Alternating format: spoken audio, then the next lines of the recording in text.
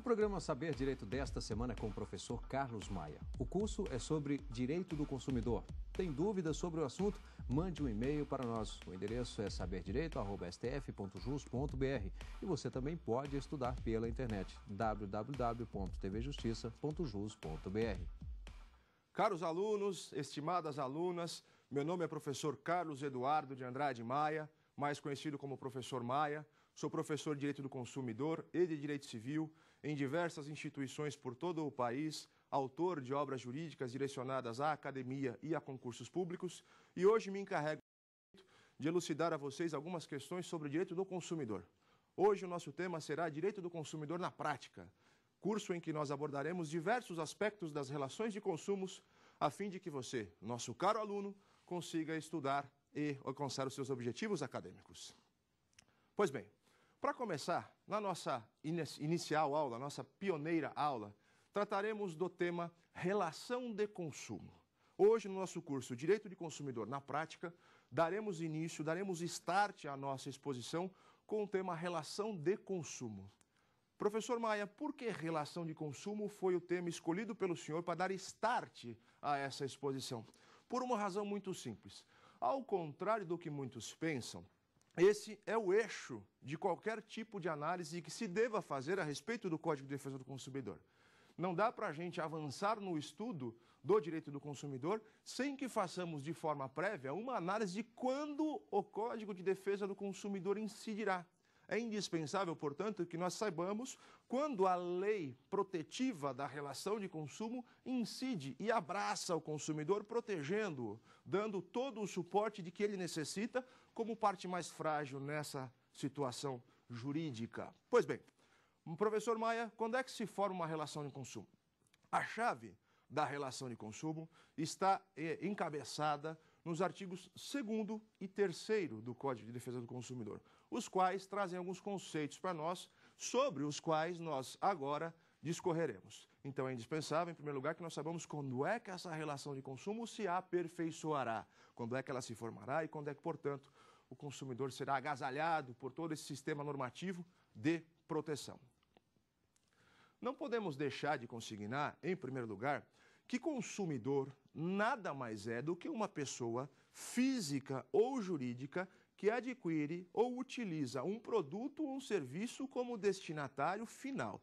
Esse é o conceito que emerge do artigo 2º do Código de Defesa do Consumidor. Pessoa física ou jurídica que adquire um produto ou um serviço, ou ainda utiliza um produto ou um serviço na condição de destinatário final. É indispensável, portanto, que esses 4 fatores estejam reunidos. Professor, a que 4 fatores o senhor se refere?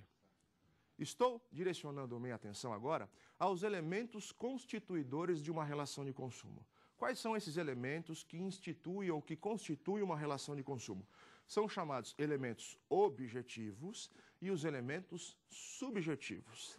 Elemento objetivo, objetivamente falando, é aquele elemento atrelado, vinculado ao objeto da relação de consumo.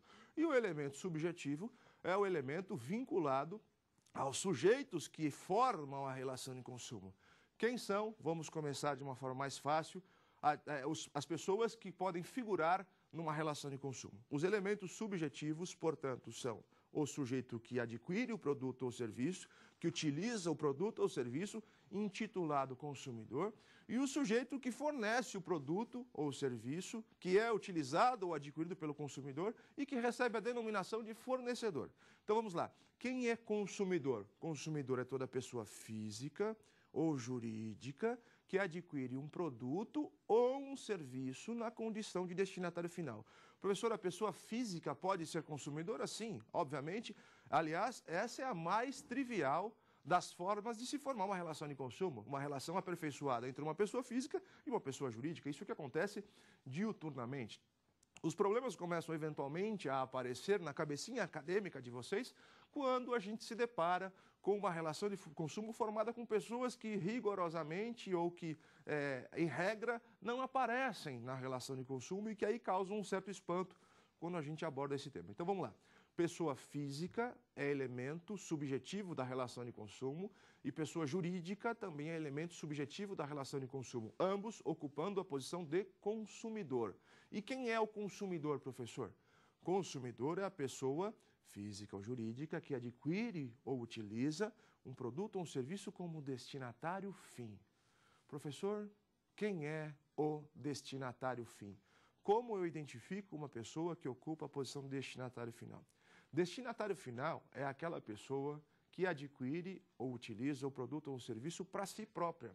Ela não adquire esse produto ou esse serviço e repassa e o retransmite à cadeia de consumo, à cadeia produtiva. Essa pessoa literalmente ocupa o posto de destinatário fim, ou seja, aquela pessoa em que aquele produto ou serviço se esgotará ou se esvairá. Esse é o ponto central. Esse é, evidentemente, ainda em linhas gerais, o princípio básico de definição de um destinatário final. Adquire um produto ou serviço na condição de pessoa que encerra a cadeia de produção daquele produto ou daquele serviço. Quando ela encerra, ela é destinatária final.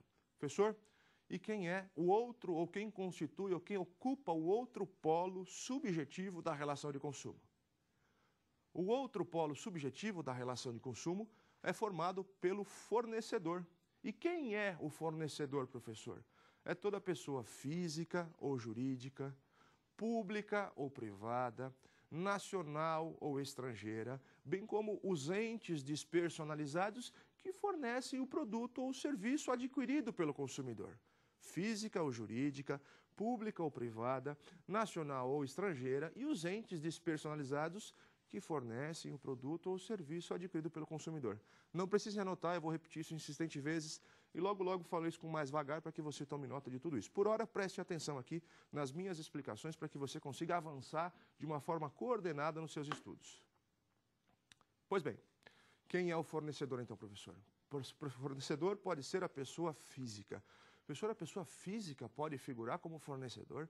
É possível que uma pessoa física ocupe o posto de fornecedor? A resposta é positiva. E já a gente vai ver quem são as pessoas físicas e em que contexto elas assumem a posição de fornecedora. Porque isso acontece de uma forma diuturna e vocês não conseguem visualizar.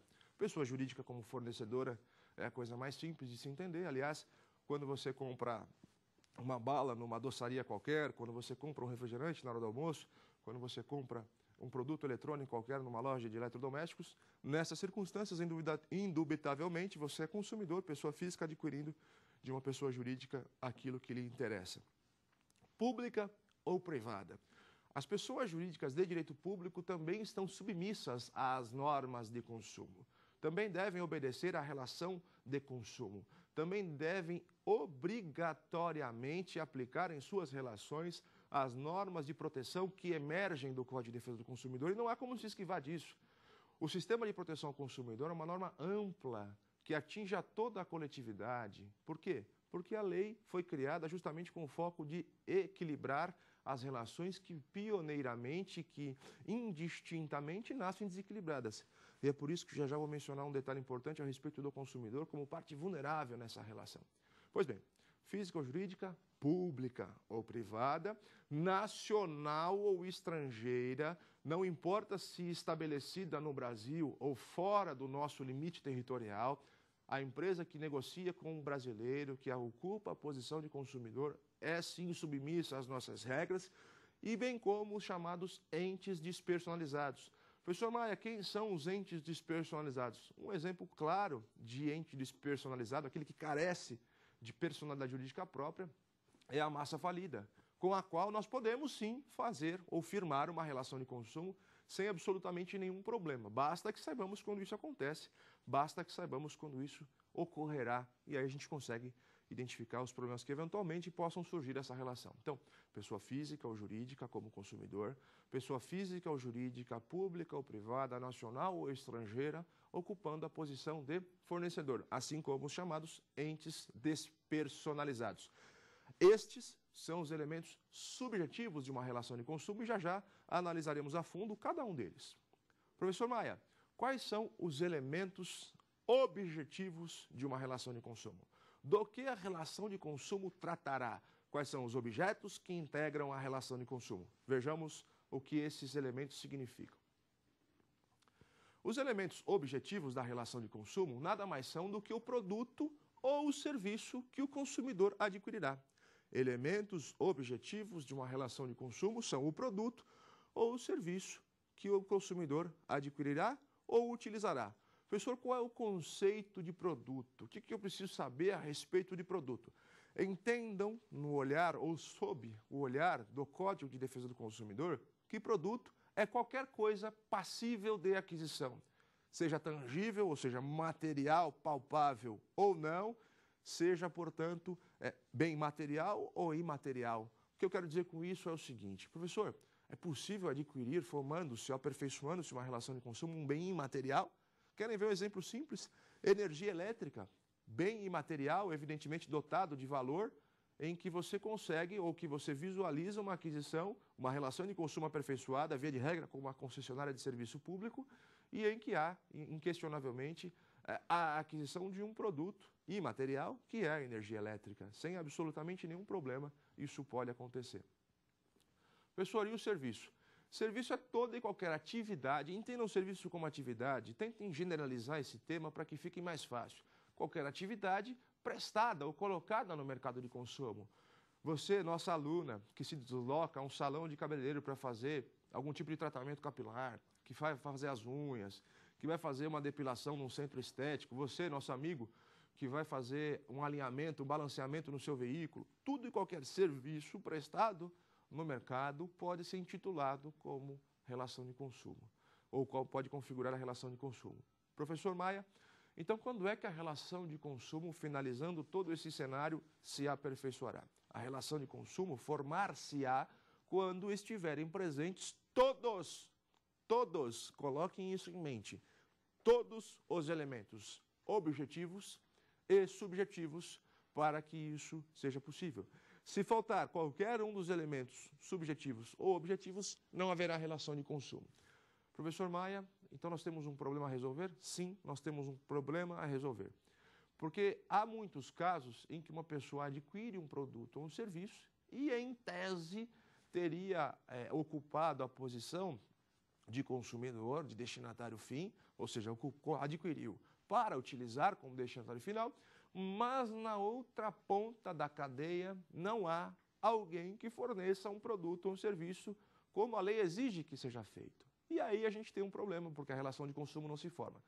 Professor, o que o senhor quer dizer com isso? Vamos começar então a analisar isso de uma forma um pouco mais pormenorizada, para que você, nosso aluno, compreenda essa nossa primeira aula, que é a base de todos os nossos próximos encontros, em que a gente vai estudar alguns temas específicos e chegar a algumas questões práticas que, evidentemente, repercutem não só na esfera acadêmica, na esfera dos concursos, mas também na vida cotidiana de cada um de vocês. Pois bem, professor, quem é consumidor pessoa física? É a pessoa que adquire um produto ou um serviço como destinatário final. Se você vai a uma loja e compra um celular, um aparelho de telefone móvel, e vai utilizá-lo para fazer ligações, para acessar a internet, enfim, sem dúvida nenhuma você ocupa a posição de destinatário final. Professor, então eu sou consumidor? Sim. Aplica a relação de consumo? Depende. Depende porque nós precisamos enquadrar a outra parte na posição de fornecedor, para que aí sim a relação de consumo se forme. Não basta que haja alguém se adequando ao conceito de consumidor para que a relação de consumo se forme. Não basta isso. É necessário que haja alguém na outra extremidade assumindo a posição de fornecedor, de fornecer, de colocar